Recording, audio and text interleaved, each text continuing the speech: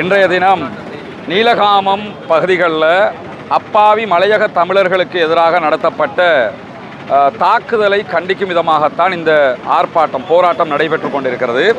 இந்த போராட்டத்தை பொறுத்தவரையில் நமக்கு தெரியும், இலங்கையில் இருக்கக்கூடிய மலையக தமிழர்கள் 200 ஆண்டுகளுக்கு மேலாக இலங்கையிலே வாழக்கூடியவர்கள். ஆனால் 200 ஆண்டுகளாகவும் பெரும்பாலும் தோட்டங்களுக்குள்ளேயே வாழக்கூடிய நிலைதான் அவர்களுடைய வாழ்க்கை தரமாக இருக்கிறது. இதுவரைக்கும் வந்த எல்லா அரசாங்கங்களும் வருகிற போது என்ன சொல்லுவாங்கன்னா, நாங்கள் இவங்களுடைய வாழ்க்கை தரத்தை உயர்த்துவோம், உங்களுக்கு பாதுகாப்பு தருவோம், உங்களுக்கான எல்லா ஏற்பாடுகளையும் பண்ணுவோம், வீட்டு வசதி தருவோம், எல்லாத்தையும் சொல்லிக்கிட்டு வருவாங்க.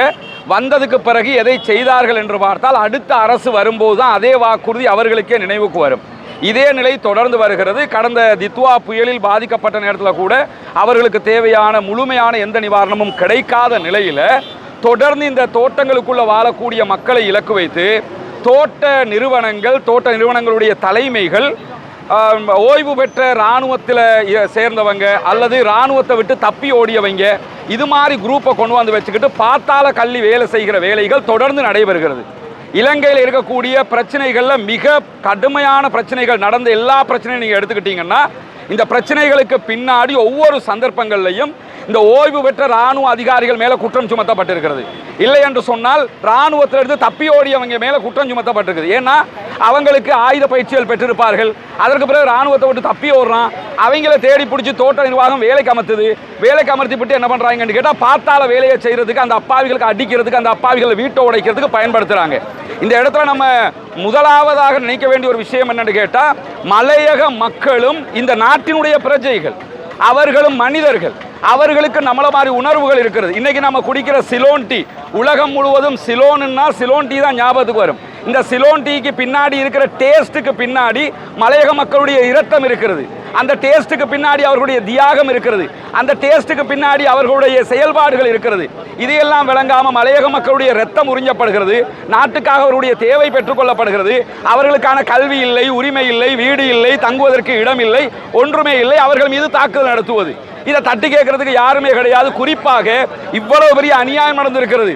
மலையக மக்களை வைத்து அரசியல் செய்யக்கூடிய இயக்கங்கள் கூட அறிக்கையை வெளியிட்டு சும்மா இருக்கிறார்களே தவிர, இதற்கு அடுத்த கட்டம் அவர்கள் என்ன செய்தார்கள்? தொழிற்சங்க நடவடிக்கைகள் எடுக்கப்பட்டிருக்க வேண்டும், வர்த்தக சங்க நடவடிக்கைகள் எடுக்கப்பட்டிருக்க வேண்டும். ஆளும் அரசாங்கத்தினுடைய ஜனாதிபதி அவர்கள் இந்த முறை மே தின கூட்டத்தை நுவரெலியாவில் நடத்துகிறார்.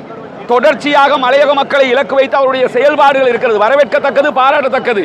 மலையகத்தில் போய் நம்ம மேதின கூட்டம் நடத்துவதை விட அந்த மக்களுக்கு அடுத்ததாக என்ன செய்ய இருக்கிறோம்? இந்த நீலகாமம் விவகாரத்துக்கு அரசாங்கத்தினுடைய நிலைப்பாடு என்ன?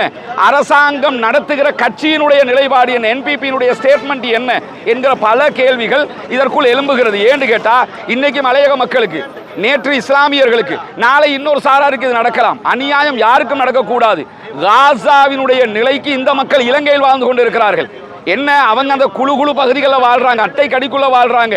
முழுவதுமாக அவதிப்படக்கூடிய மக்களுக்கு எந்த விதமான உரிமையும் கொடுக்கப்படாமல் இப்படியான காரியங்கள் நடத்தப்படுகிற போது அதற்கு எதிராக குரல் எழுப்ப வேண்டியது நம்முடைய கடமையாக இருக்கிறது.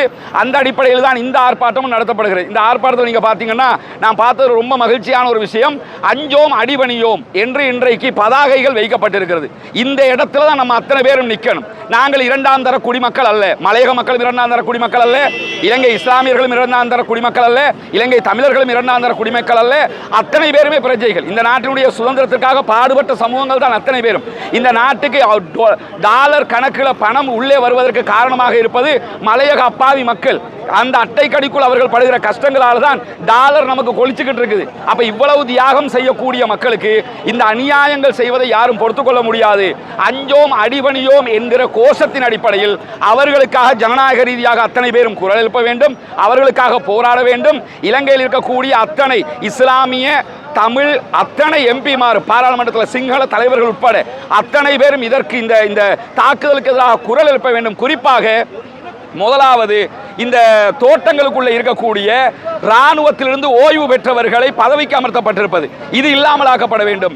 அதே போன்று இராணுவத்திலிருந்து தப்பியோடியவங்களை இந்த மாதிரி பொறுப்புகளுக்கு சேர்க்கிறத நிறுத்தணும். ஏன்னா ஏற்கனவே நான் சொன்ன மாதிரி இந்த நாட்டுக்குள்ள நடந்த மிக பாரிய பிரச்சனைகளுக்கு பின்னாடி எல்லாம் இப்படியான ஆட்கள் இருக்கிறார்கள் என்பது பல தடவைகளில் நீதிமன்றத்திலேயே வெளிப்படுத்தப்பட்டிருக்கக்கூடிய ஒரு விவகாரமாக இருக்கும்போது அவங்களை கொண்டு வந்து வச்சு செயற்பாடு போட்டுக்கிட்டு அப்பாவி மக்களுக்கு அடிக்கிறது, அவங்களை துன்புறுத்துறது, இந்த மாதிரி நவீன கால அடிமைகளாக மலையக தமிழ் மக்கள் இனிமேலும் நடத்தப்படக்கூடாது என்பதுதான் எங்களுடைய பிரதானமான கோரிக்கையாக இருக்கிறது.